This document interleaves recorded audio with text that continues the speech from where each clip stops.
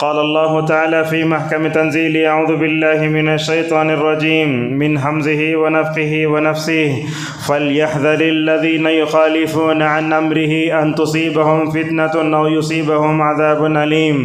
روى الترمذي عن أنس بن مالك رضي الله عنه قال قال رسول الله صلى الله عليه وسلم في الحديث الطويل: وجعل الذل والهوان على من خالف أمري. ذكره الألباني في صحيح سنن الترمذی.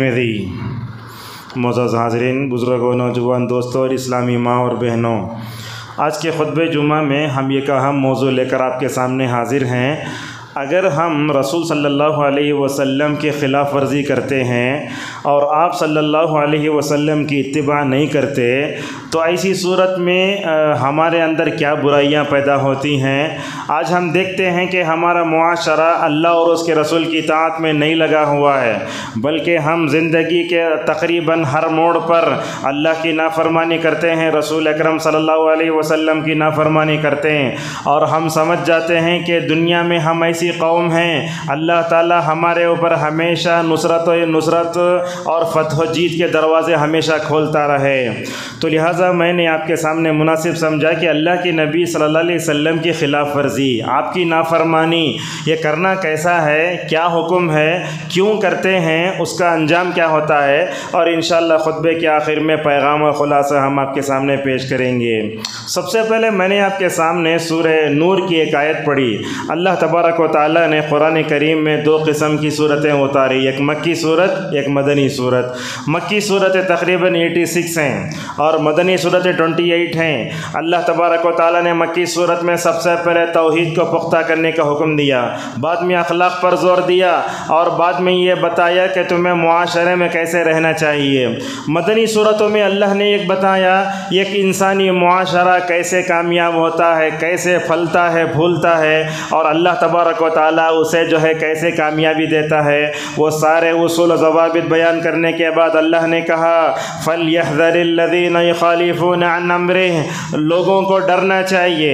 اللہ کے نبی صلی اللہ علیہ وسلم کے خلاف ورزی جو کرتے ہیں، اعراض کرتے ہوئے دنیا اور آخرت میں ان کا بڑا خطرناک انجام ہوگا. کہا أَن تُصِيبَهُمْ فِتْنَةٌ، اللہ کے رسول کی خلاف ورزی کرنے والا فتنے میں ضرور پڑتا ہے، یہ دنیا کا. آخرت میں کیا ہوگا؟ او یصیبہم عذاب علیم، اور اس کو دردناک عذاب پہنچے گا. معزز حاضرین، اگر آپ جو ہے انسانی تاریخ کا مطالعہ کریں تو مومنین جو ہے دنیا میں دو قسم کے لوگ ملیں گے آپ کو. ایک تو وہ ہیں جو اپنے آپ کو مومن کہتے ہیں، ہمیشہ اپنی زبان حال سے یہ کہتے ہوئے نظر آتے ہیں سمعنا واطعنا غفرانک ربنا والیک المصیر، اے اللہ ہم نے تیری بات سنی، رسول صلی اللہ علیہ وسلم کے ذریعے ہم نے تیری اطاعت کی، تیری طرف ہی لوٹنا ہے. مگر دوسری طرف ایسے لوگ بھی نظر آتے ہیں جو یہ کہتے ہیں سمعنا وعصینا، ہم نے سنا اور نافرمانی کی.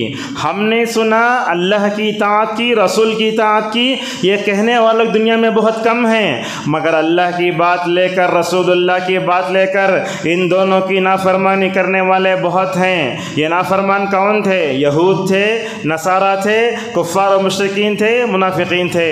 تو اس سے معلوم ہوتا ہے کہ بندہ جب اللہ اور اس کے رسول صلی اللہ علیہ وسلم کی اطاعت کرتا ہے تو وہ کامیاب ہوتا ہے. دیکھیے میں خطبہ شروع کر رہا تھا، اس وقت ایک آیت میں نے آپ کے سامنے پڑھی وَمَن يُطِعِ اللَّهَ وَرَسُولَهُ فَقَدْ فَازَ فَوْزًا عَظِيمًا، جو اللہ اور اس کے رسول کی اطاعت کیا وہ کامیاب ہی نہیں ہوا بلکہ وہ دنیا اور آخرت میں اعلیٰ درجے سے کامیاب ہوگا.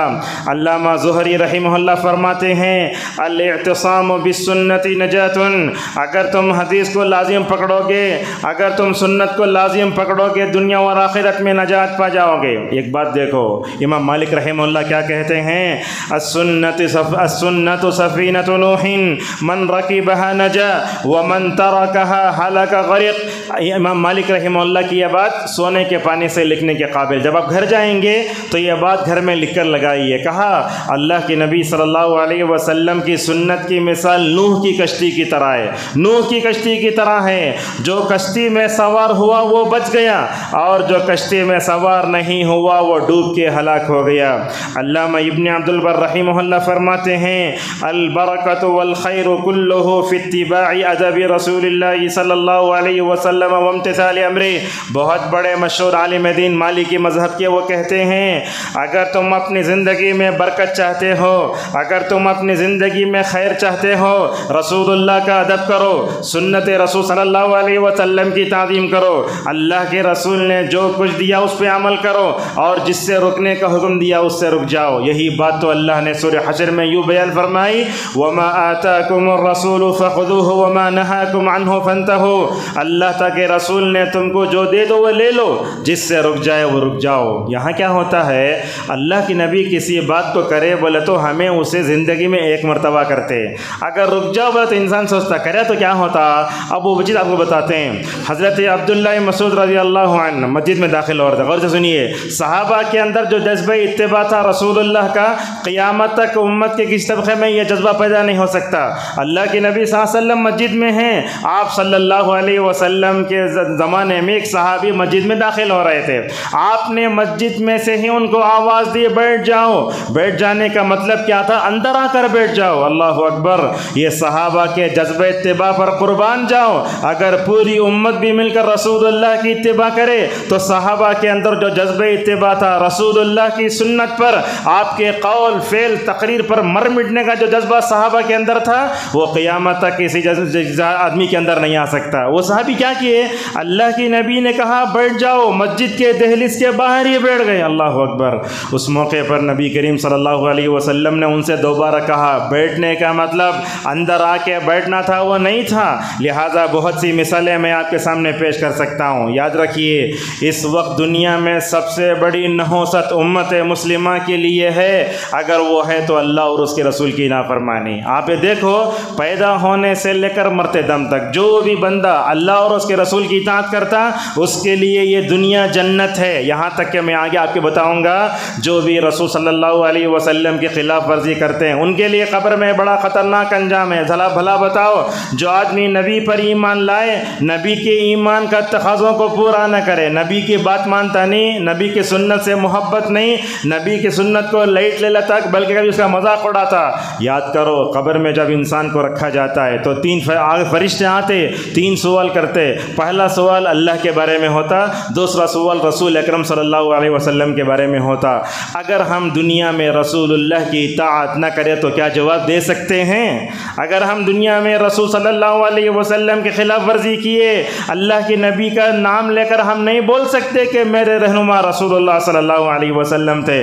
اسی لیے منافقین کفار و مشرکین کے بارے میں آتا ہے جب ان سے پوچھا جائے گا محمد کون ہے، تمہارا نبی کا نام کیا تھا، وہ بولیں گے ہاں لا ادری۔ یہ جواب اگر کہ مسلمان دے دے تو کیا ہوگا ذرا تصور کیجئے۔ معزز حاضرین، رسول اکرم صلی اللہ علیہ وسلم کی نافرمانی کرنا، آپ صلی اللہ علیہ وسلم کی تعلیمات سے روگردانی کرنا بڑا گناہ ہے، چھوٹا گناہ نہیں بڑا گناہ ہے۔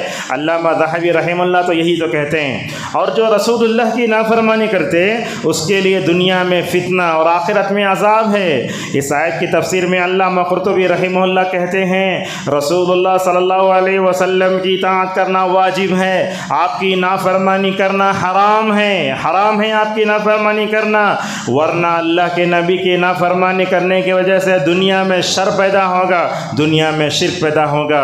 ابن عباس رضی اللہ عنہما کہتے ہیں دنیا میں زلزلے ایسے ہی نہیں آتے، کب آتے؟ دنیا میں زلزلے اس وقت آتے ہیں جب کہ امت رسول اکرم صلی اللہ علیہ وسلم کی نافرمانی کرتی ہے، اور رسول اللہ کی نافرمانی کا ایک بہت بڑا جو برا انجام آج دیکھ رہے ہیں، ہمارے زندگیوں سے سکون کا خاتمہ ہو چکا ہے۔ معزز حاضرین، اسی طریقے سے رسول اکرم صلی اللہ علیہ وسلم کی نافرمانی کرنے سے بعض علماء نے یہ بھی بتایا جب امت اللہ کے رسول کی نافرمانی کرتی ہے اللہ تبارک و تعالی ظالم و جابر بادشاہوں کو ہمارے اوپر مسلط کرتا ہے۔ اس طریقے سے دیکھو اللہ کے نبی کی نافرمانی سے دلوں پر مہر لگ جاتی۔ آج دیکھو حال کیسا ہے، ہم لوگ دیکھتے کبھی کبھی کولڈ ڈرنکس کی دکانوں میں، چائے کی دکانوں میں بچے سے لے کر بوڑھے سے لے کر سب سے لے کر ہاتھ میں لیے پینا شروع کر ڈالے۔ اگر ان سے بولے سیدھے ہاتھ سے پیو، ہمیں قیامت میں دیکھ لیتے ہیں کیا ہوتا کہ آج ویسے ہی حال ہے۔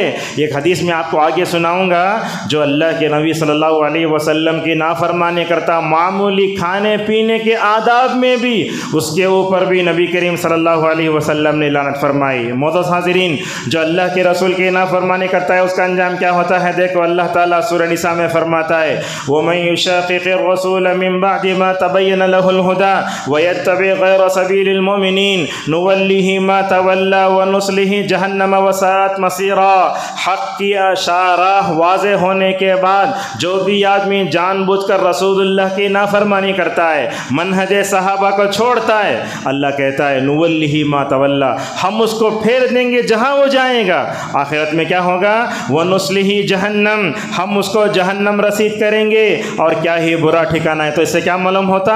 رسول اللہ کی نافرمانی کرنے والا جنت میں نہیں جائے گا، اپنے گناہوں کی سزا بھگتنے کے بعد اس کو جنت میں بھیجا جائے گا۔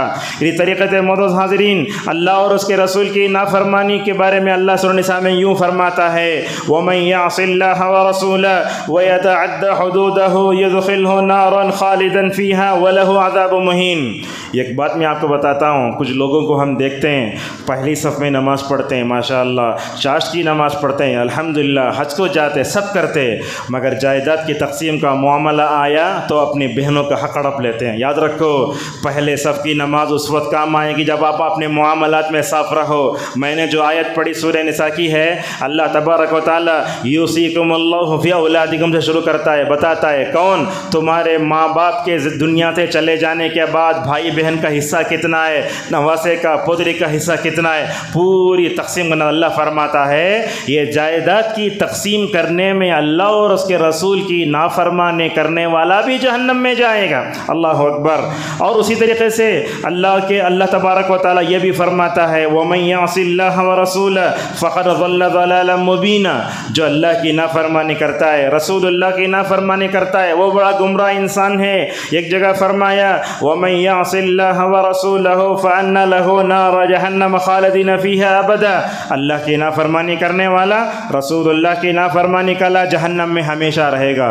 ہندوستان میں بھی خطبات ہوتے ہیں، ہندوستان میں بھی دروس ہوتے ہیں، مگر آپ عرب ممالک میں دیکھیں گے مکے کا خطبہ سنو، مدینہ کا خطبہ سنو، خطبے کے آغاز میں یہ بولتے ہیں وَأَطِيعُوا وَلَا تَعْصُوا، لوگو اللہ کی بات مانو، رسول اللہ کی بات مانو، جو اللہ اور اس کے رسول کی بات سے اعراض کرے گا وہ دنیا اور آخرت میں گمراہ ہو جائے گا۔ اور اس طریقے سے معلوم ہوتا ہے اللہ کے رسول صلی اللہ علیہ وسلم کی نافرمانی کرنے سے اعمال تباہ و برباد ہو جاتے ہیں۔ اللہ نے کہا یا ایھا الذین آمنوا اطیعوا اللہ واطیعوا الرسول ولا تبطلوا اعمالکم۔ ایک مثال دیتے ہیں، غور سے سنیے۔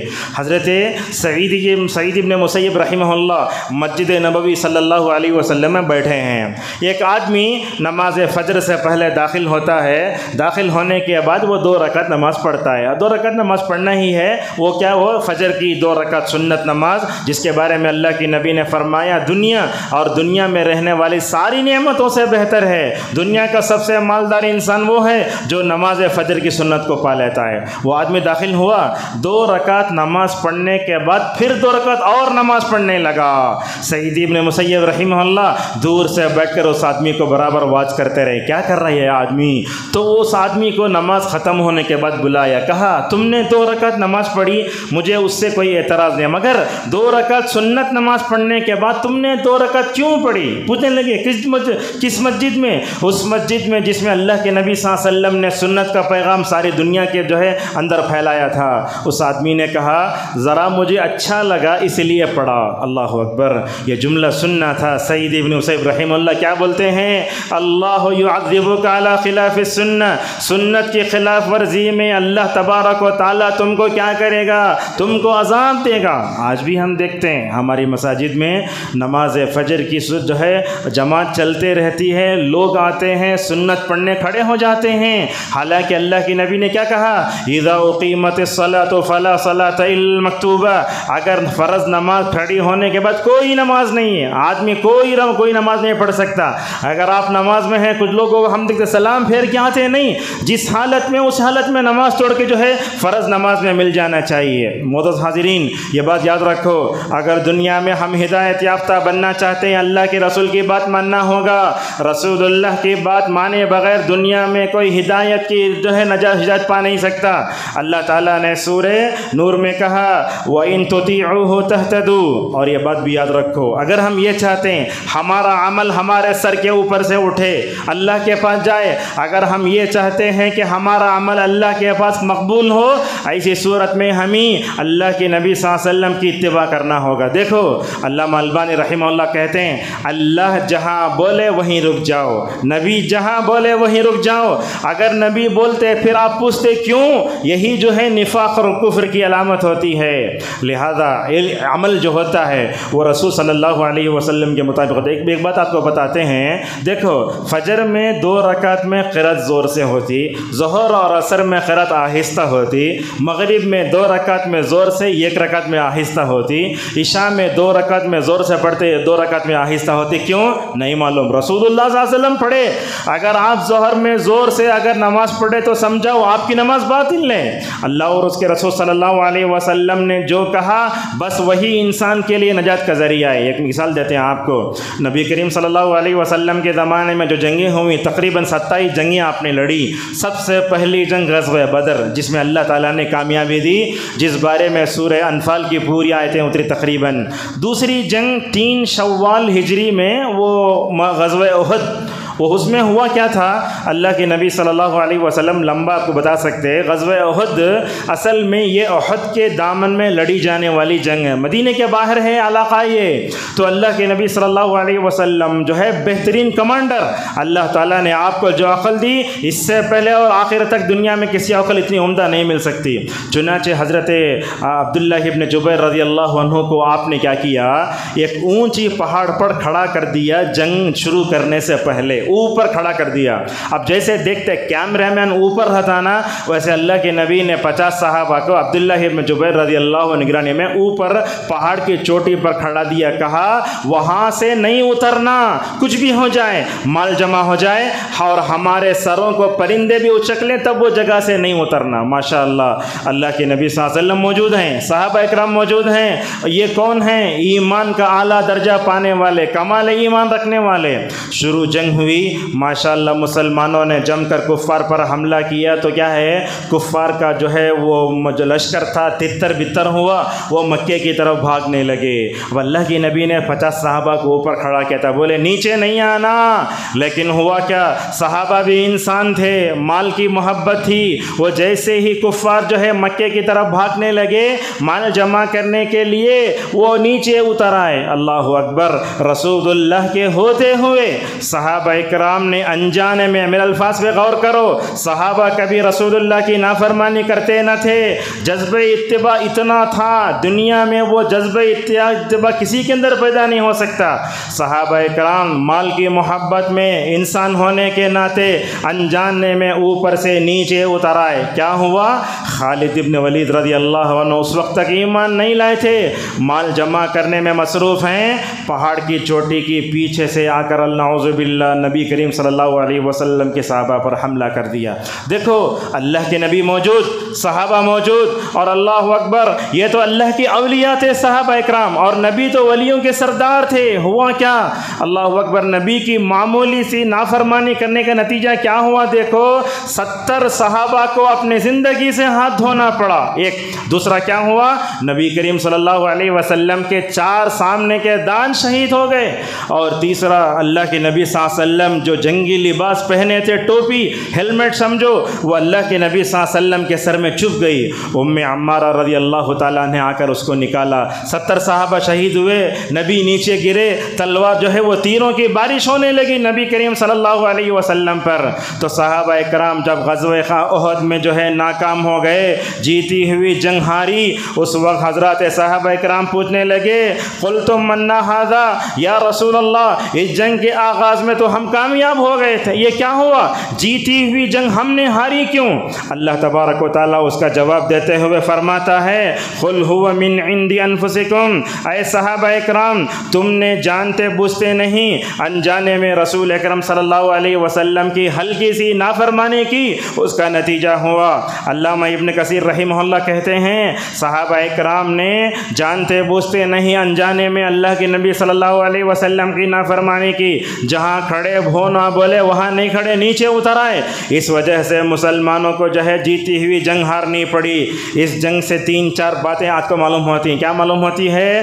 رسول اللہ کی نافرمانی کامیابی کو ناکامی میں بدلتی ہے۔ ہمارے دنیا کے کتنے کام ہیں ہم چاہتے ہیں اس میں کامیاب ہو جائیں، مگر رسول اللہ کی نافرمانی جیسے ہم ناکام ہو جاتے ہیں۔ دوسری بات دیکھو، حضرات صحابہ کرام نے نبی کی اطاعت کا جو ادا کیا وہ قیامت تک مل نہیں سکتا۔ اسی وجہ سے اللہ تعالیٰ صحابہ سے راضی ہوا رضی اللہ عنہ۔ یہ ٹائٹل ایسے ہی نہیں ملا، کب ملا؟ جب وہ اللہ کی اطاعت پر کھرے اترے، جب نبی کریم صلی اللہ علیہ وسلم کی اطاعت پر کھرے اترے تب اللہ ان سے راضی ہوا۔ اور یہ بات بھی یاد رکھو، گناہوں کی وجہ سے اگر میں اللہ کے رسول کی نافرمانی کرتا ہوں اس کا اثر میرے بیوی پر بھی پڑ سکتا ہے۔ اگر میں اللہ کے رسول کی نافرمانی کروں اس کا اثر میرے بچوں پر بھی پڑ سکتا ہے۔ بھلا بتاؤ، جب رسول اللہ کی نافرمانی کا اثر یہ گھر میں ہو سکتا ہے، اگر ساری امت مل کر رسول اللہ کی نافرمانی کرے تو اللہ تبارک و تعالیٰ کی رحمت کے ہم کیسے مستحق ہو سکتے ہیں۔ معزز حاضرین، یہ واقعہ تھا غزوہ احد کا، جس میں اللہ نے قیامت تک پیدا ہونے سارے مسلمانوں کو سبق سکھایا۔ دیکھو، امت کے اولیاء اگر تھوڑی سی نافرمانی کرے تو جیتی ہوئی جنگ مسلمان ہار گئے۔ اگر تم دنیا کے کامیاب بننا چاہتے ہو تو نبی کریم صلی اللہ علیہ وسلم کی اطاعت کرو۔ معزز حاضرین، آج ہم دیکھتے ہیں ہر میدان میں ہم مکمل طور پر ناکام ہو رہے ہیں۔ کیوں؟ اس لیے کہ رسول اکرم صلی اللہ علیہ وسلم کی نافرمانی ہو رہی ہے۔ اور یہ بات بھی یاد رکھو، کسی بھی میدان میں کامیاب ہونا چاہتے ہو تو اللہ اور اس کے رسول کی بات ماننا ہوگا۔ اللہ پر ایمان لانے کا تقاضا، رسول اللہ پر ایمان لانے کا تقاضا کیا ہوا؟ اللہ جو بات بولے وہ میں سنتا ہوں۔ میں آپ سے پوچھتا ہوں، اگر کسی کمپنی میں آپ اپائنٹ ہوئے تو دستخط ڈالتے، کمپنی جو بولتی وہ سنتا ہوں میں۔ یہی بھی مومن کی زندگی بھی، اگر آپ اللہ پر ایمان لانے کا مطلب کیا ہوا؟ اللہ جو بولتا پورا سنتا ہوں میں۔ رسول اللہ پر ایمان لانے کا مطلب کیا ہوا؟ اللہ کے نبی صلی اللہ علیہ وسلم جو بھی بتائیں گے مکمل طور پر اس کو میں قبول کروں گا۔ اور یہ بات یاد رکھو، رسول اللہ کی اطاعت کرنے سے امت کے اندر روحانی کمزوری آتی۔ اللہ یہی تو فرماتا ہے سورہ انفال میں، جہاں اللہ تعالیٰ نے دین پر ثبات قدمی کے اسباب بتائے، وہیں کہا وَأَطِيعُوا اللَّهَ وَرَسُولَهُ وَلَا تَنَازَعُوا فَتَفْشَلُوا وَتَذْهَبَ رِيحُكُمْ وَاصْبِرُوا۔ کہا اللہ کی بات مانو، رسول اللہ کی بات مانو، آپس میں اختلاف مت کرو۔ اختلاف مت کرو، کیا ہوگا؟ اختلاف کرو گے تو تم بزدل ہو جاؤ گے اور کمزور ہو جاؤ گے، نعوذ باللہ۔ مجاہد رحمہ اللہ کیا کہتے ہیں؟ دیکھو، وَذَهَبَتْ رِيحُ أَصْحَابِ مُحَمَّدٍ صلی اللہ علیہ وسلم حِينَ نَازَعُوهُ يَوْمَ أُحُدٍ۔ صحابہ کرام ناکام ہو گئے غزوہ احد میں، کیوں؟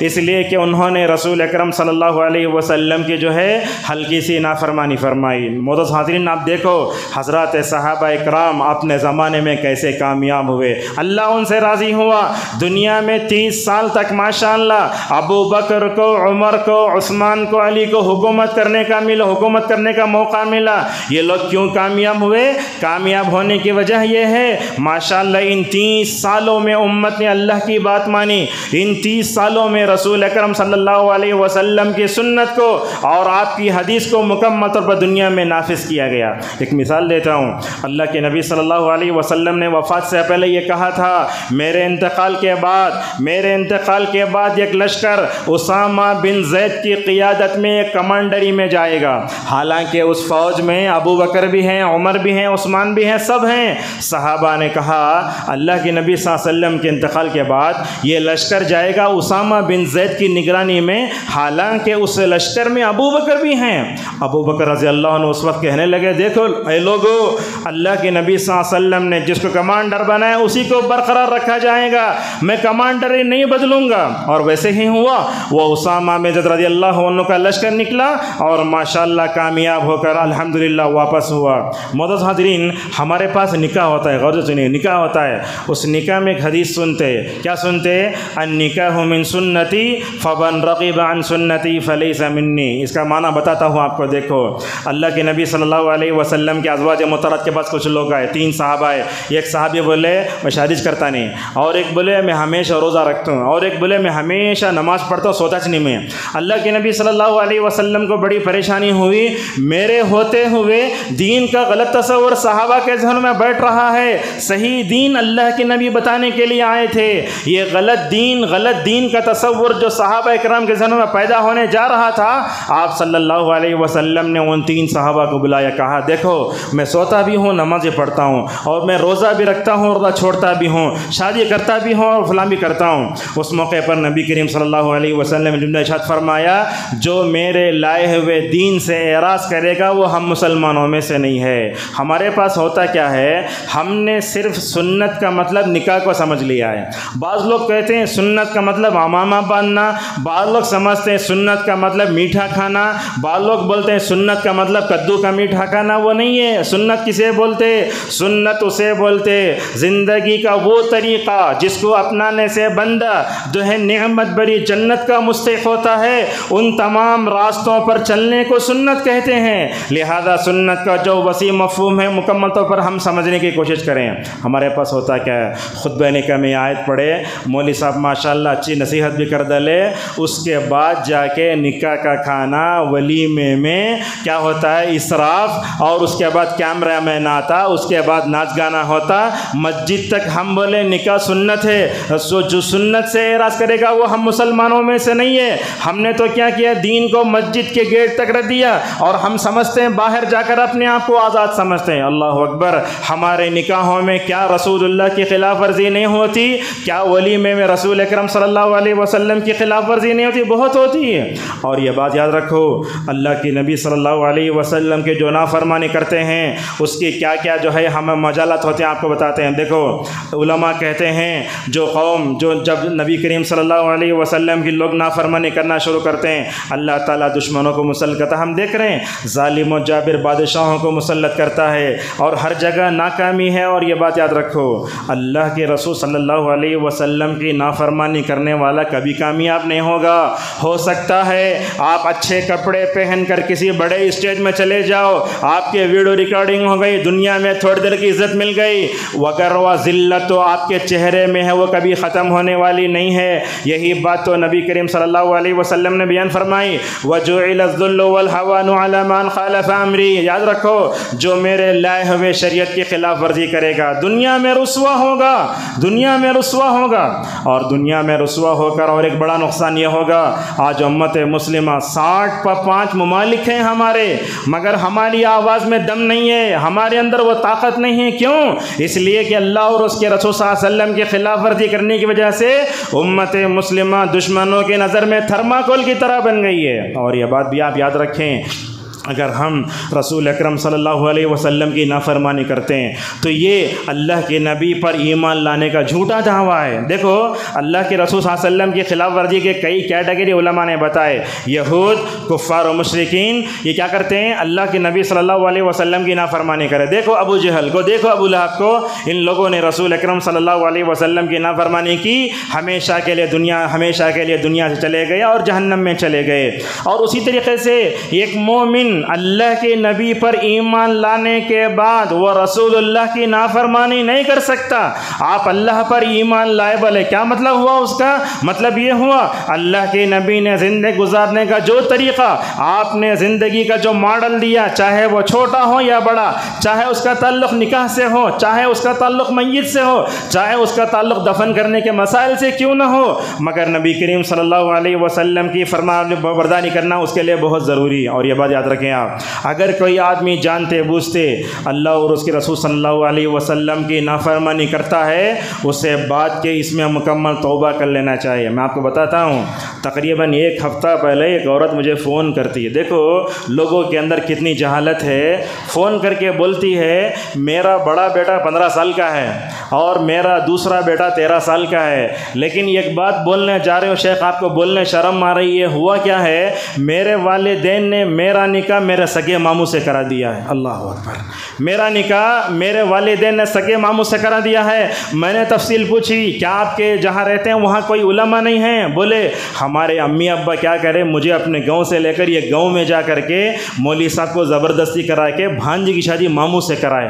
اللہ اکبر، وہ عورت کو رونا آ گیا، بولتی شیخ اتنے سال زندگی گزر گئی، میں ادھر ادھر جا کر جو ہے مدرسے میں مسجد میں ہر جگہ جا کر میں عرضی بھی دی، سب کری، لیکن میرا ماموں مجھے چھوڑنے کے لیے تیار نہیں، کیا کروں؟ دیکھو امت میں کتنی یہ ہے، اللہ کی نافرمانی، رسول صلی اللہ علیہ وسلم کی نافرمانی۔ قرآن حدیث میں بتایا گیا بھانجے کی شادی ماموں سے نہیں ہوتی، کیا اتنی چیز معلوم نہیں ہے؟ اور آج دیکھو ہمارے سلفی دعوت سے تعلق رکھنے والے کچھ لوگ ایسے بھی ہیں، دو دو بھانوں کو شادی کر رکھ لی اپنے پاس بھی، نعوذ باللہ، کتنی غلط بات ہے یہ۔ لہذا اس طریقے سے اللہ اور اس کے رسول کی نافرمانی کرنا بڑا گناہ ہے۔ ایک آدمی جہالت میں کر لیا، توبہ کر لینا اس کے بعد میں، لیکن یاد رکھو جانتا بوجھتا اللہ اور اس کے رسول کی نافرمانی کرتا اسے ڈبل گناہ ہوگا، ایک تو جان کر کرنے کا گناہ اور رسول صلی اللہ علیہ وسلم کے خلاف ورزی کرنے کا بڑا خطرناک انجام ہوگا، دنیا میں خود ہلاک ہو جائے گا وہ۔ دیکھو آپ کو ایک مثال دیتا ہوں، حضرت سلمہ بن اکوع رضی اللہ عنہ کہتے ہیں ایک آدمی رسول اکرم صلی اللہ علیہ وسلم کے پاس آیا، بائیں ہاتھ سے کھانے لگا۔ ہم بھی، ہمارے بچے بھی، ہماری بیویاں بھی کبھی لفظ سے کھاتے ہیں لیکن ہم ان کو دیکھ کر خاموش ہو جاتے ہیں۔ نہیں، یاد رکھو اللہ کے رسول کی خلاف ورزی کرنے والا کوئی بھی اگر آپ کو دکھا، وہ عالم ہو، مؤذن ہو، کوئی بھی ہو، اچھے انداز سے اس کی اصلاح کرنا ہمارے لیے ضروری ہے۔ اگر آپ اصلاح نہیں کرے تو سمجھ جاؤ آپ کے اندر وہ ایمانی غیرت نہیں ہے جو نبی کریم صلی اللہ علیہ وسلم کے اندر تھی۔ نبی کے پاس آیا، یہ ہاتھ سے کھانے لگا، اللہ کے نبی صلی اللہ علیہ وسلم نے اس سے کہا کل بیمینک، بولے سیدھے ہاتھ سے کھاؤ۔ انہیں کیا بالا معلوم نہیں ہوتا سیدھے ہاتھ سے کھانے۔ اللہ اکبر، نبی کے سامنے کھڑے ہو کر یہ بولا، نبی بد دعا کر ڈالے، کیا بد دعا کرے؟ بولے یا رسول اللہ، یہ اللہ کے نبی کیا بد دعا کرے؟ اے اللہ اس آدمی کو کبھی بھی سیدھے ہاتھ سے کھانے کی توفیق نہیں دے، تو اس کے ہاتھ کو ایسا کر اس کا ہاتھ منہ تک جانا چاہیے۔ راوی حدیث کہتے ہیں اللہ اکبر، نبی صلی اللہ علیہ وسلم کی نافرمانی آپ کے ہوتے ہوئے آپ کی بد دعا کا نتیجہ یہ ہوا کہ اس کا سیدھا ہاتھ کبھی اس کے منہ تک بھی نہیں جاتا تھا۔ لہٰذا بائیں ہاتھ سے پینے والے، بائیں ہاتھ سے کھانے والے، اگر اس سنت کی خلاف ورزی اگر آپ کرتے ہیں آپ پر بھی وہ بد دعا آ سکتی ہے، اس کو لائٹ نہ لو۔ اس طریقے سے علامہ بن باز رحمہ اللہ کہتے ہیں دیکھو جن کے دلوں میں تکبر ہوتا ہے وہ سنت کی تعظیم نہیں کرتے۔ آج دیکھو امت مسلمہ کا ایک بڑا طبقہ ویسٹرن کلچر کے پیچھے بھاگ رہا ہے اور اس کو اپنی نجات کا ذریعہ سمجھتا ہے، اور بعض لوگوں کو آپ دیکھتے ہیں بولتے ڈیجیٹل لائف ہے، 5G کا زمانہ، یاد رکھو 5G آ جاؤ 10G آ جاؤ، مگر نجات چاہتے ہو تو رسول اللہ کی بات ماننا ہی ہوگا۔ اگر آپ ویسٹرن کلچر کے پیچھے بھاگیں گے کیا ہوگا کیا؟ علامہ اقبال کہتے ہیں تمہاری تہذیب اپنے خنجر سے آپ ہی خودکشی کرے گی، جو شاخ نازک پہ بنے گا آشیانہ پیدا ہوگا۔ دیکھو جن کے دلوں میں تکبر ہوتا ہے وہ آدمی سیدھے ہاتھ سے کھا سکتا تھا نا، انہیں بولا نہیں ہوتا، نبی کے سامنے کھڑ کر سنت کی تعظیم کرنے میں تکبر کرے انہیں۔ علامہ بن باز کہتے ہیں جن کے دلوں میں تکبر ہوتا ہے وہ رسول اللہ کی سنت کی تعظیم نہیں کرتے، ان کے دلوں میں ٹیڑھا پن ہوتا ہے وہ دنیا ہی میں ہلاک ہو جاتے ہیں۔ ایسے کئی واقعات ہیں، یاد رکھو اللہ کے نبی صلی اللہ علیہ وسلم نے بیان فرمایا جو آدمی امام سے پہلے جاتا ہے اللہ تعالیٰ اس کا چہرہ گدھے کی طرح بنا دیتا ہے۔ کچھ لوگوں کو ہم بھی دیکھتے ہیں امام جانے سے پہلے چل جاتے، اللہ کے نبی نے کہا یتحول اللہ رأسہ رأس حمار، اس کا سر گدھے کی طرح بناتا ہے۔ محدثین نے اس حدیث تشریح میں بتایا اپنے زندگی میں دیکھا بعض لوگوں نے رسول اللہ کی حدیث کو لائٹ لے لیا اور امام سے پہلے گئے تو اس کا چہرہ گدھے کی طرح بنا دیا اور اپنے چہرے کو وہ ہمیشہ چھپاتے پھرتا تھا۔ معزز حاضرین، صحابہ کرام کی جماعت ایسی جماعت اگر اپنے سامنے رسول اللہ کی نافرمانی دیکھ لیتے ذرہ برابر برداشت نہیں کر پاتے۔ دیکھو ابو بکر رضی اللہ عنہ کہتے ہیں اللہ کے نبی نے جو کیا وہ کروں گا میں، اور اللہ کے نبی نے جو نہیں کیا وہ کبھی نہیں کروں گا۔ ابن عباس رضی اللہ عنہ کے پاس ایک آدمی آیا، اگر پوچھا حج کی 3 قسمیں جانتے جاتے ہیں، حج تمتع، قران، پھر افراد۔ تو اگر پوچھا حج کی کون سے قسم افضل ہے تو حضرت عبداللہ ابن عباس نے کہا رسول اللہ نے فلاں حج کیا ہے وہ افضل ہے۔ تو سامنے کیا کھڑے ہونے لگا، ابو بکر عمر کا تو یہ موقف ہے۔ ابن عباس کے سامنے سوال کیا گیا حج اللہ کے نبی نے کون سا حج کیا، کون سا حج افضل ہے؟ ابن عباس نے کہا وہ حج فلاں افضل ہے جو اللہ کے نبی نے کیا۔ سامنے کھڑے ہونے والا کیا بولا معلوم؟ ابو بکر وہ بولے نا، عمر وہ بولے نا۔ اللہ اکبر! ابن عباس رضی اللہ عنہما کا چہرے کا رنگ بدل گیا۔ کیا کہنے لگے؟ میں تمہارے سامنے رسول اللہ کی بات پیش کرتا ہوں، تم ابو بکر و عمر کی بات پیش کرتے ہو۔ اگر تمہاری سوچ یہ رہی، اگر تم ابو بکر و عمر کی بات کو رسول اللہ کی بات پر ترجیح دو گے تو کیا ہوگا؟ یوشک ان تنزل علیکم حجارۃ من السماء، اگر امت کا یہ موقف ہے ایسے امت پر آسمان سے پتھروں کی بارش ہوگی۔ اور اس کے بعد ابن عباس رضی اللہ عنہ نے وہ آیت پڑھی۔ امام احمد کہتے ہیں امت مسلمہ اس وقت ہلاک ہوگی جب اللہ کی بات نہیں مانے گی، امت مسلمہ ہلاک اس وقت ہوگی جب وہ رسول اکرم صلی اللہ علیہ وسلم کی بات سے اعراض کرے گی۔ امام مالک رحمہ اللہ کہتے تھے سلموا للسنہ ولا تعارضوها، لوگو اللہ کے نبی صلی اللہ علیہ وسلم کی سنت کو لازم پکڑو اور اس کے جو ہے خلاف ورزی نہ کرو۔ ایک مثال دیتے ہیں آپ کو، آج بھی کئی لوگ حج کرنے عمرہ کرنے مدینہ جاتے ہیں، رسول اکرم صلی اللہ علیہ وسلم کی قبر پہ جا کے سلام پڑھنا صحابہ سے ثابت ہے، لیکن لکھیں گے دیکھو وہ نبی کی محبت میں ہر نماز کے بعد نبی کی قبر پہ جا کے سلام پڑھتے ہیں۔ امام مالک رحمہ اللہ ماشاءاللہ اللہ تبارک و تعالیٰ نے کیا علم دیا تھا، کیا جگہ دی تھی، وہ دائیں طرف پلٹتے تو کیا ہوتا؟ نبی کریم صلی اللہ علیہ وسلم کی قبر، عائشہ کا کمرہ، بائیں طرف دیکھتے نبی صلی اللہ علیہ وسلم کا ممبر، ان دونوں کے درمیان کے حصے کو کہتے ریاض الجنہ، وہاں بیٹھ کر وہ رسول اللہ صلی اللہ علیہ وسلم کی حدیث پڑھاتے تھے۔ جب بھی حدیث پڑھاتے تھے بولتے لوگوں دنیا میں ہر ایک کی بات کو لیا بھی جا سکتا ہے، چھوڑا جا سکتا ہے، سوائے اس قبر والے کے، اس کی بات لینا ہے اس کے بعد چھوڑنا نہیں۔ امام مالک رحمہ اللہ ایک دن بیٹھ کر وہی حدیث پڑھا رہے تھے، ایک آدمی بار بار آ کے نبی کریم صلی اللہ علیہ وسلم کی قبر پہ سلام پڑھ رہا ہے۔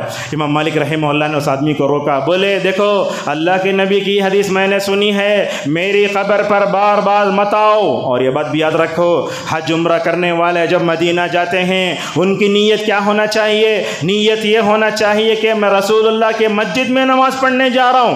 اگر کوئی حج عمرہ کرنے والا نبی کی قبر کی زیارت کی نیت سے مدینے کا سفر کرے گا یہ خلاف کتاب و سنت ہے۔ اس طریقے سے ہم دیکھتے ہیں ہمارے زندگی کا کوئی ایسا موڑ نہیں جب میں رسول اللہ کی نافرمانی نہ کرتے ہوں، ہماری نمازیں مخالفتوں سے بھری ہوئی، ہمارے روزے، ہمارے زکوٰۃ، ہمارے حج، ہماری دعائیں، سب میں ہم نے مخالفتوں کو مکمل طور پر یہ کر دیا۔ بلکہ میں تو یہ کہتا ہوں ہمارے استاد محترم بولتے ہمیشہ نبی کی سنتیں اتنی ہیں اس پر عمل کرنے کے لیے زندگی کافی نہیں ہے۔ ہم نے کیا کیا؟ سنت کے چہرے کو داغدار کر کے اللہ کے نبی صلی اللہ علیہ وسلم کی طرف غلط چیزوں کو جو ہے منسوب کر کے بدعتوں کا اتنا بڑا کام کیا کہ سنت مکمل طور پر چھڑ گئی ہے۔ میں آپ کو بتاتا ہوں کیا ہمارے اہل حدیث مسجدوں کے علاوہ دوسری کسی مسجد میں صف بھی درست ہوتی ہے؟ نہیں ہوتی۔ امام مائک لگا لیا فوراً اللہ اکبر بول کے کھڑا ہو جاتا۔ حضرت عمر رضی اللہ عنہ وہ کیا کرتے تھے؟ وہ کوڑا لے کر صفوں کو درست کرتے تھے۔ ایک مرتبہ رسول اکرم صلی اللہ علیہ وسلم نماز پڑھا رہے ہیں، نماز پڑھانے سے پہلے ایک صحابی کا دیکھا، ایک صحابی کا پیٹ باہر آیا ہوا ہے، آپ نے کہا صفوں کو سیدھا کرو۔ اور اسی طریقے سے دیکھو ہمارے پاس اور کیا کیا ہوتا ہے، ایک دو بات بیان کر کے میں اپنی بات کو ختم کرتے ہیں۔ کئی ہوتا ہے یعنی ہم دیکھتے ہیں صفیں سیدھی نہیں ہوتی، لوگ کیا کرتے ہیں نماز کو آنے سے پہلے، نماز کو کھڑنے سے پہلے اردو میں نیت کرتے ہیں، دیکھو کہاں ہے۔ اور اسی طریقے سے دیکھو یہ بھی ہوتا ہے ہر نماز کے بعد اجتماعی دعا کی جا رہی ہے، لوگ آمین بول رہے ہیں، نماز کے بعد کے دعائیں کون پڑھنا؟ نماز پڑھتے ہی فوراً موبائل جیب میں سے اٹھانا، فوراً بات کرنا شروع کرنا۔ اللہ اکبر! ایسی ایسی ویڈیوز ہم دیکھتے ہیں، کچھ لوگ نمازوں میں نعوذ باللہ لوگوں سے بات کرتے رہتے ہیں، یہ بھی بہت غلط ہے۔ اور اسی طریقے سے دیکھو اللہ کے نبی صلی اللہ علیہ وسلم نے سحری میں تاخیر کرنے کا حکم دیا، افطار میں جلدی کا امت کیا کر رہی ہے؟ سحری میں 10 منٹ پہلے ختم کر لینا، افطار میں اس کے بعد 5 منٹ بعد احتیاط کرنا، یہ سب کہاں ہے؟ اور اسی طریقے سے دیکھو موضوع احادیث کو نبی کی طرف ہم نے منسوب کیا، لوگوں نے آئینہ دیکھنے کی دعا دعا بنائی. کہاں ہے؟ اللہم انت حسنت خلقی فحسن خلقی. یہ دعا تو ہے مگر لوگوں نے آئینے سے جوڑا ان کو، پتہ نہیں اور کیا کیا کیا. ہمارے پاس اذکار دعائیں ایسی بدعات ہیں، اللہ اکبر، رسوم و رواج میں پڑ گیا مسلمان. ہلدی کی رسم، فلاں کی رسم، یہ رسم وہ رسم، اچھے اچھے گھرانوں میں نعوذ باللہ یہ ہو رہا ہے. اور اسی طریقے سے نبی کی حدیثوں لوگ رد کر دیتے ہیں آج، اور حدیثوں کا غلط مفہوم بیان کرتے ہیں. اور اس اسٹیج سے، اس تقریر سے میں تمام علماء کو، واعظین کو، مسلم امت کو پیغام دیتا ہوں، حدیثوں کو ویسے ہی سمجھو جیسے رسول صلی اللہ علیہ وسلم نے سمجھائے، حدیثوں کو ویسے ہی سمجھو جیسے حضرات صحابہ اکرام نے سمجھائے. اور کچھ نوجوانوں کو ہم دیکھتے ہیں گوگل میں جانا، حدیث دیکھ لینا، علماء سے بحث کرنا شروع کرنا. نہیں، حدیث اگر سمجھنا ہو تو صحابہ کی روشنی میں سمجھو، حدیث ویسے سمجھو جیسے نبی کریم صلی اللہ علیہ وسلم نے مکمل طور پر سمجھا. اور یہ بات یاد رکھو، کسی بھی حدیث کو اپنی عقل کے بل بوتے پر سمجھنے کی کوشش نہ کرو. کیسے؟ اللہ کی نبی نے فرمایا اگر کسی برتن میں مکھی گر جاتی ہے ڈبو کر اٹھاؤ. سائنس کیا بولتی؟ اسے بھی پھینک ڈالنا، مکھی بھی پھینک ڈالنا. اللہ کی نبی نے فرمایا نہیں، وہ گرتی ہے تو بیماری کے پر سے اس کا اور ایک پر اچھا رہتا ہے، اس کو ڈبو کر اٹھانے میں مکمل طور پر شفا ہے. معاشرے میں رسول اللہ کی خلاف ورزی کیوں آتی ہے، اس کے اسباب کیا ہیں یہ بھی سن لیجئے. اللہ پر کمزور ایمان، رسول اللہ پر کمزور ایمان. جتنا بندہ رسول اللہ پر پختہ ایمان و یقین رکھے گا وہ اتنا ہی رسول اللہ صلی اللہ علیہ وسلم کی فرما برداری کرے گا. اور یہ بات یاد رکھو، اللہ کے رسول کی خلاف ورزی کو لائٹ مت لے لو. ہمارا کوئی بھی عمل جو ہے قابل قبول نہیں ہوگا. آج ہم دیکھتے ہیں کہ ہم اپنی خواہشات کے پیچھے بھاگ رہے ہیں. کیسا؟ مثلاً میں آپ کو ایک مثال دیتا ہوں. اللہ کے نبی صلی اللہ علیہ وسلم نے اذان کے بعد درود پڑھنے کا حکم دیا ہے. ہمارے پاس ہو رہا کیا ہے؟ اذان سے پہلے درود پڑھو اور اس کے بعد مطلب اقامت سے پہلے درود پڑھو. یہ کہاں ہے؟ کہیں بھی نہیں ہے. یہ انسان جب نفسانی خواہش کے پیچھے بھاگتا ہے تب جا کر رسول اکرم صلی اللہ علیہ وسلم کی نافرمانی کرتا ہے. اور نفاق سے بھی ہوتا ہے، کفر سے بھی ہوتا ہے، بری دوستی بھی ہوتا ہے. ہمارے کچھ دوست ایسے بھی ہیں جو نبی کریم صلی اللہ علیہ وسلم کو جو ہے اپنا آئیڈیل نہیں مانتے. کھانے میں، پہننے میں، اوڑھنے میں مرد سے کہا گیا ٹخنے سے اوپر رکھو. ہمارے نوجوانوں کی پینٹ کہاں رہتی ہے؟ اللہ کے نبی نے داڑھی کو بڑھانے کا حکم دیا، کہاں ہے؟ آج ہمارے مسلمان ایسے ہیں اپنے داڑھی منڈ کر روزی لانا چاہتے ہیں، اپنے باس کو خوش کر رہے ہیں. رسول اکرم صلی اللہ علیہ وسلم کو جو ہے وہ مطلب کیا کر رہے ہیں؟ ناراض کر رہے ہیں. ماحول کا برا اثر پڑتا ہے. اور اللہ کے نبی صلی اللہ علیہ وسلم کی نافرمانی میں سب سے بڑا اگر کسی کردار کا ہے تو وہ شیطان کا کردار ہے. برا اثر کیا کیا ہوتا ہے؟ اللہ پر ایمان کمزور، رسول اللہ کی اتباع میں کمزور ہو جاتے ہیں. اور ایک بات رکھو، اس وقت دنیا میں دین میں جتنے جھگڑے پیدا ہو رہے ہیں یہ اللہ کے نبی صلی اللہ علیہ وسلم کی خلاف ورزی کے نتیجے میں ہیں. مسئلہ آتا تراویح کا 8 رکعت 20 رکعت، ہم لوگ تو بحث کرتے کرتے رہ جاتے ہیں مگر تراویح نہیں پڑھتے. اور کیا ہوتا ہے؟ دشمنوں کو مسلط کیا جاتا ہے. اور جو اللہ کے رسول کے خلاف ورزی کرتا ہے اللہ تعالیٰ اس کے دل پر مہر لگا دیتا ہے اور اس کی زندگی خیر و برکت سے محروم ہو جاتی ہے. ہر جگہ ناکامی، کمال ایمان کی نفی اور اللہ کے رسول کی نافرمانی کرنے سے انسان فاسق ہوتا، فاجر ہوتا، ظالم ہوتا اور اسی طریقے سے اس کے اعمال تباہ و برباد ہو جاتے ہیں. اللہ کے نبی صلی اللہ علیہ وسلم ایک حدیث میں فرماتے ہیں دیکھو قیامت کے دن ایک آدمی لایا جائے گا، اس نے اپنے زندگی میں 60 سال تک نمازیں پڑھی ہوں گی مگر نماز پڑھنے کے بعد اس کو جنت حاصل نہیں ہوگی. کیوں؟ اس لیے کہ اس کی نماز اللہ کے بتائے ہوئے طریقے پر نہیں ہے، اس کی نماز رسول اللہ صلی اللہ علیہ وسلم کے طریقے کے مطابق نہیں ہے. اس طرح نفاق آتا، تکبر آتا، سعادت میں زندگی سے محروم ہوتا ہے. رسول اللہ کی خلاف ورزی کرنے سے آدمی کے اندر غلط قسم کی ضرورت پیدا ہوتی ہے. نوجوانوں کو دیکھو، اگر کوئی بخاری کی حدیث بولے تو بھی لوگ بولتے حدیث صحیح ہے کیا؟ نعوذ باللہ، یہ غلط قسم کی جرات. اور اس طریقے سے ہمیں سنتوں پر، حدیث پر عمل کرنے کی جو بشارت اس سے محروم. اور قیامت کے دن یاد رکھو اگر کوئی نبی کریم صلی اللہ علیہ وسلم کی نافرمانی کیا جنت میں نہیں جائے گا، جنت میں رسول اللہ کے بازو نہیں بیٹھے گا. اور اس سے بڑا نقصان قیامت کے دن وہ رسول اللہ کی شفاعت سے محروم ہو جائے گا. جس کو قیامت کے دن رسول اللہ کی شفاعت نہ ملے وہ کامیاب ہو سکتا ہے. اور اسی طریقے سے آج کے خطبے کا پیغام ہے، اگر ہم یہ چاہتے ہیں ہمارا عمل صالح اور مقبول ہو تو ہمیں نبی کی اتباع کرنا ہوگا، سنت اور حدیث کی تعظیم جو ہے ہمیں پیدا کرنا ہوگا. ہمارے خطبات میں، دروس میں، محاضرات میں مکمل طور پر ہونا چاہیے. امت کو اس خطبے سے بتانا چاہتے ہیں ویسٹرن کلچر جو ماڈل لائف دیتا وہ ہمارے لیے نمونہ نہیں ہے. اللہ کے نبی نے جو دیا وہ ہمارے لیے مکمل طور پر ہمارے لیے نقصان کیا ہے کامیاب ہونے والی چیز ہے۔ اور عورتوں کے ذہنوں کو، بچوں کے ذہنوں کو ذرا کھولنے کی ضرورت ہے۔ انہوں کیا سمجھتے یہ جو زندگی گزارنے کا جو ماڈل ہے وہ ہمارے لیے نجات کا ذریعہ نہیں ہے۔ یاد رکھو یہ سوشل میڈیا فلاں یہ آپ کی جو ہے جسمانی تسکین تو کر سکتے مگر روحانی تربیت کا سامان نہیں کر سکتے۔ عورتوں کے ذہنوں میں بٹھاؤ، ان کے اندر اللہ کی اتباع کرنا کیسا، رسول اللہ کی اتباع کیسا کرنا، بچوں کے اندر بھی سنت رسول صلی اللہ علیہ وسلم کی عظمت بٹھاؤ۔ ہمارے بچے یہ ہاتھ سے کھاتے رہتے کیا تو بولو تو لوگ بولتے ارے بچہ چھوٹا ہے بھائی، ارے بچہ چھوٹا ہے تب جا کر ان کے اندر اگر سنت کی صحیح مفہوم بڑھا تب چل کرنا بڑا ہوگا۔ اللہ کے نبی کے سامنے حضرت عمر ابن ابی سلمہ رضی اللہ عنہ بیٹھ کر بیچ میں ہاتھ ڈالے، اللہ کے نبی نے کہا اے عمر یاد رکھو بسم اللہ بولو، سامنے سے کھاؤ اور قریب سے کھاؤ، اور بولتے اللہ کے نبی نے جو طبیعت فرمائی ماشاءاللہ ہمیشہ اس پر عمل کرتا رہا۔ اور ہمارے اندر صبح و شام دعائیں، اخلاق کیسے ہونا چاہیے اور حدیث پر اور سنت پر عمل کرنے سے ماشاءاللہ جو فائدہ ہوتا ہے وہ بھی لوگوں کے سامنے بیان کرنے کی ضرورت ہے۔ علامہ ابن تیمیہ رحمہ اللہ کہتے ہیں جو بھی آدمی سنت کو لازم پکڑتا اللہ تعالیٰ اسے اونچا اٹھا دیتا ہے۔ اللہ اکبر۔ دیکھو امام بخاری، امام مسلم، امام ابو داؤد، امام ترمذی، نسائی، ابن ماجہ، یہ بڑے بڑے لاکھوں حدیثوں کے حافظ، انہوں کیا کرے اپنے زمانے میں ماشاءاللہ حدیثوں کو جمع کرے، حدیثوں کو جمع کرے نہیں کرے، جمع کیے، یہ پورے عرب نہیں عجم۔ اللہ اکبر۔ اللہ تبارک و تعالیٰ نے حدیث سے محبت کرنے، حدیث کو جمع کرنے کی وجہ سے ان کا درجہ اتنا بڑا بنایا ماشاءاللہ۔ کب تھے امام بخاری؟ آج سے 1200 سال پہلے۔ آپ بتاؤ دنیا میں کوئی بھی خطیب بخاری کے حوالے کے علاوہ خطبہ دے سکتا ہے؟ حدیث کو لازم پکڑو، سنت کو لازم پکڑو، اللہ تبارک و تعالیٰ امت کو ایسے اٹھا دے گا۔ اور آخر میں علامہ البانی رحمہ اللہ کی عبادت بتا کر ہم اپنی بات کو ختم کرتے ہیں۔ علامہ البانی رحمہ اللہ اس دور کے بہت بڑے مجدد، بہت بڑے عالم دین۔ بعض علماء تو بولتے علامہ ابن حجر کے بعد اتنا بڑا اہل حدیث عالم، سلفی عالم پیدا نہیں ہوا، بڑے محدث تھے۔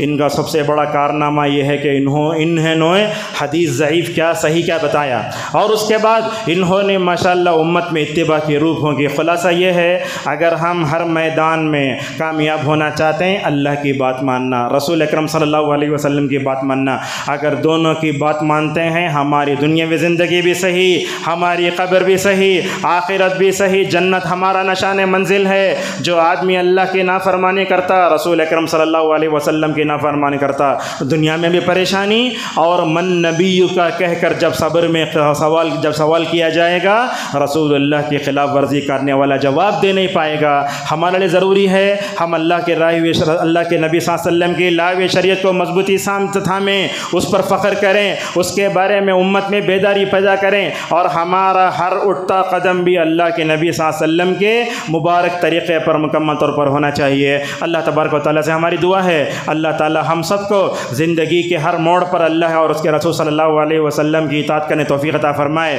اللہ اور اس کے رسول صلی اللہ علیہ وسلم کی اطاعت کرنے پر جتنی خوشخبریاں بشارتیں اللہ اور اس کے رسول نے سنائی ہیں اللہ تعالیٰ ان تمام بشارتوں کو ہمارے لیے لکھ دے۔ اللہ تعالیٰ ہم سب کو رسول اکرم صلی اللہ علیہ وسلم کی سنت کی حدیث کی خلاف ورزی کرنے سے ہماری حفاظت فرمائے۔ اللہ تعالیٰ ہم سب کو زندگی کے ہر موڑ پر نبی کی سنت اور نبی کی حدیث کو تھام کر زندگی گزارنے توفیق عطا فرمائے۔ اللہ تعالیٰ ہم سب کو اپنی بیویوں میں، اپنے بچوں میں سنت کی تعظیم پیدا توفیق عطا فرمائے۔ اللہ تعالیٰ ہم مسلمانوں کی حفاظت فرمائے، دشمنوں کی جو سازشیں اللہ تعالیٰ ان سازشوں سے ہماری حفاظت فرمائے۔ اللہ تعالیٰ ہم سب کو ایمان و یقین کی دولت سے مالا مال فرمائے۔ اللہ تعالیٰ ہم سب کو اپنی ساری زندگی میں رسول اکرم صلی اللہ علیہ وسلم کی اتباع اطاعت کی توفیق عطا فرمائے۔ وآخر دعوانا الحمد للہ رب العالمین۔